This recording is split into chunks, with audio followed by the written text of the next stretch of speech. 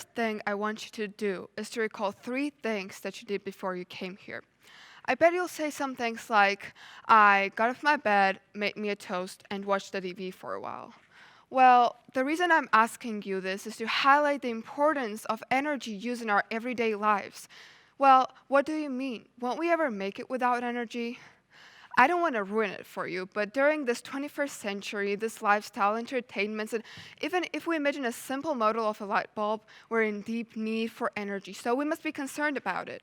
Here are 3 core questions we must ask ourselves before starting to think about it. 1, in what ways are we getting energy? 2nd, what are other ways we could get energy? And 3rd, what is the best way we could get energy altogether by maintaining economic profit?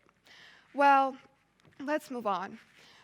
Here is the average household usage of energy in Georgia, and it is compared with usage of energy in Europe. Well, our energy usage is below of those in Europe, so we're doing it good. But what if the demand for energy supply increases? Well, as I already stated, not to be too broad here, I'm discussing this only about Georgia, the country I live in. So let's start. How is Georgia getting most of its supplies? Well, as you see by this pie chart, 70% comes from hydroelectric power plants. Other 22 comes from thermal plants, and 8 comes from other resources. Well, but let's focus on the hydroelectric power plants. 60% of those hydroelectric power plants are huge water dams that are crucial for our economy.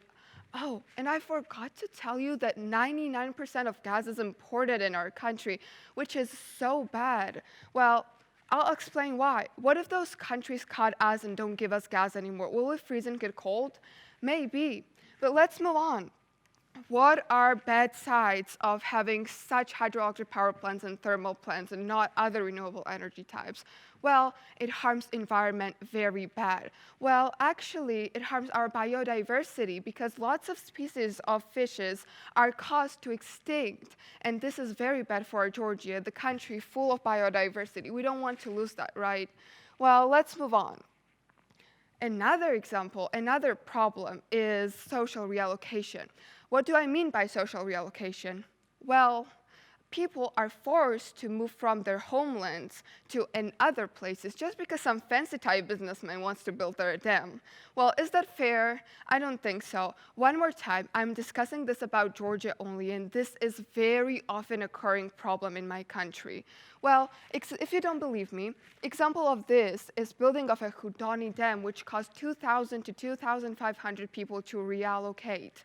Well, it may seem to you that this number is small. It is not, because we're only 4 million then. 2 million of us lives in the capital. So 2,500 people are a lot for a region. And their cultural characteristics may be lost, and they may be synthesizing with another cultures, which is crucial. We don't want our indigenous cultures to be lost. Well, enough of problems. Let's discuss no problems anymore. Let's move on to the problem-solving part. Well, actually, I'm not going to suggest you a miracle here. Yes, again, I have to suggest you, again, the same renewable energy, such as solar panels and windmills. But you know, people wouldn't suggest that so often it was not best fitted solution. But while discussing this factor, they never discuss one of its greatest defects, that it just costs a lot. And, well, our country doesn't do good with economy, so how do we make it affordable for our country? This is what am I going to discuss in this speech. Well, here are some factors that I'm going to suggest. First things first, every problematic theme will suggest to raise awareness. We should advertise it. We should teach it in schools. From the very first grade, people should know what other types of methods there exist and what pros and cons do they have. So they are better at choices in their future and our country prospers more. Well, for those who didn't want extra lessons, I'm so sorry, but it's kind of important. And also another factor is that we need to start building energy-efficient buildings just to economize our energy usage. So, well, it may cost a lot, but it doesn't matter because it is very important for our country. And when we will start discouraging building of those huge water dams and encouraging building of energy efficient, more renewable energy, such as solar panels, rooftop ones, windmills, and also hydroelectric energy, but small power plants because we don't need huge water dams there. Oh, well, did you know that our irradiance is 35 to 40% more than other countries in Europe? So we are perfectly suitable for those solar panel rooftops. Why don't we implement it?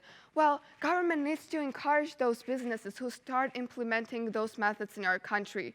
Well, if government doesn't have enough revenue, we can help them. We can raise charities, selling whatever to raise money for the government to fund those businesses and make basis for us to build prosperous economy and electrical supply upon it and not to be dependent on anyone's imports or exports.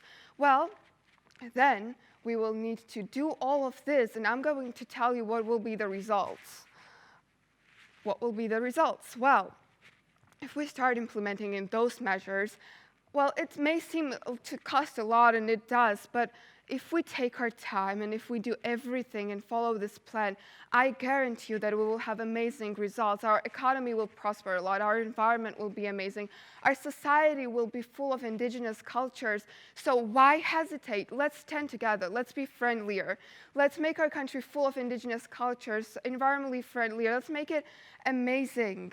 Let's make it prosper economically. And main thing, I will end my speech as every environmentally friendly speech will be ended. Let's make our country greener. Thank you for your attention. Thank you.